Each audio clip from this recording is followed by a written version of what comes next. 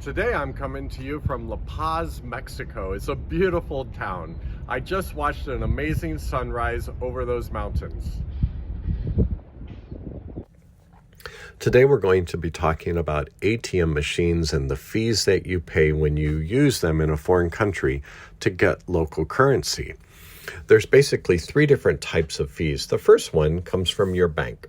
Whatever your bank is in your local country, most banks will charge you a fee when you use an ATM that's not theirs. Now, not every bank does, but most banks do.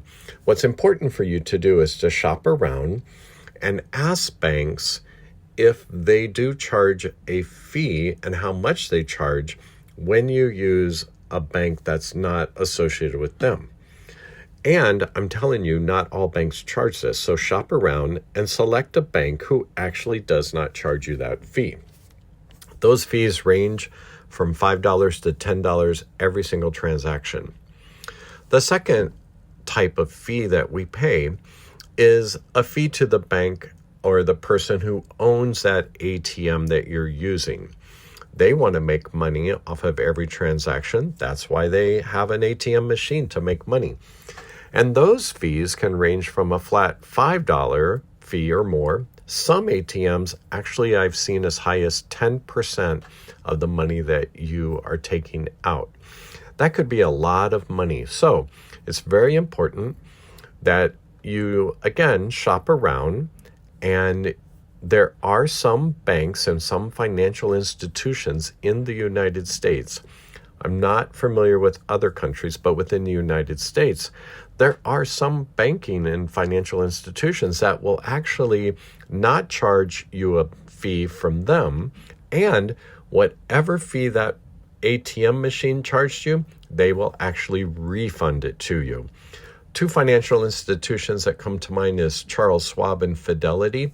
Both of those do this. It saves you lots and lots of money as you're traveling around the world. The third type of fee that is very important to be cautious of is the conversion fee. Now, I have seen this in Mexico. I have seen this in South America. I've even seen it in Europe. It seems to be more and more international banks are doing this. Let me explain what a conversion fee is. So when you are going through the process of withdrawing money from an ATM, you will be clicking over on the right-hand side. Yes, that's how much I want. Yes, this is for checking or savings. Yes, I confirm this transaction. The programmers of these ATMs are very smart, and they have trained you to always touch the buttons on the right-hand side. And then all of a sudden, you will get a screen that looks something like this. Now, they vary. Some are more confusing. Some are less confusing. But generally, they will display a whole bunch of numbers to you, including what is the exchange rate from your currency into the currency that you're about to get. And if you pay attention to this screen, many times it will actually show you, like you see here in red, includes 15% markup over the wholesale rate. That means that when they convert your currency into their currency, they're going to add an additional 15% fee to the money that you're taking out. That is enormous. Now, this percentage varies. I've seen some ATMs as low as 4. I've seen one recently as high as 16. The thing is, when you see this screen, you don't understand it, and you are tempted to just click there at the bottom in the right corner, accept conversion. And when you do that, you will pay that additional 15% or whatever that markup amount is. You do not have to accept this conversion. Here's the secret. Always click decline conversion. You will still get your money out of the ATM machine, but you're declining that markup, that extra percentage, that extra fee. And you'll also notice that They have trained you to always touch the buttons on the right-hand side. This is the only time that you will touch the button on the left-hand side. Try it next time you're getting local currency. You're going to be amazed how much money you save by paying attention to this little screen. Next, let's quickly talk about how ATMs make money. The ones that charge a flat fee per transaction, they want you to do as many transactions as possible, so they will show you a ridiculous screen that looks like this with options of how much money you want to withdraw. Now, most of these options are ridiculously small. In fact, look, it's like $10. If you select $10, you could be paying a $5 fee to your bank, a $5 fee to this bank. You just paid $10 to get $10. And when they're dealing with foreign currency, they're making a bet that you have not checked on your phone the conversion between your currency and the currency you're about to take. And you're going to look at the screen not really knowing what that means, and they're hoping you're going to select one of these lower amounts, which is really nothing.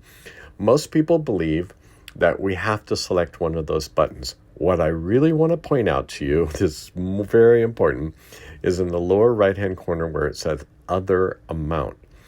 You can click that and you can type in a much larger amount so that you only pay one transaction fee and you get the full amount of money that you want instead of having to repeat. So if you've ever gone to an ATM machine and repeated the entire process 3 or 4 times to get the total amount that you want, please click Other Amount and type it in there. Now, another little tip, banks vary on what is the maximum amount that they can give you. I know in Puerto Vallarta, Mexico, some banks can give me 6,000 pesos, some 8. There's one that does 15. Most of these ATMs do not display what their limit is.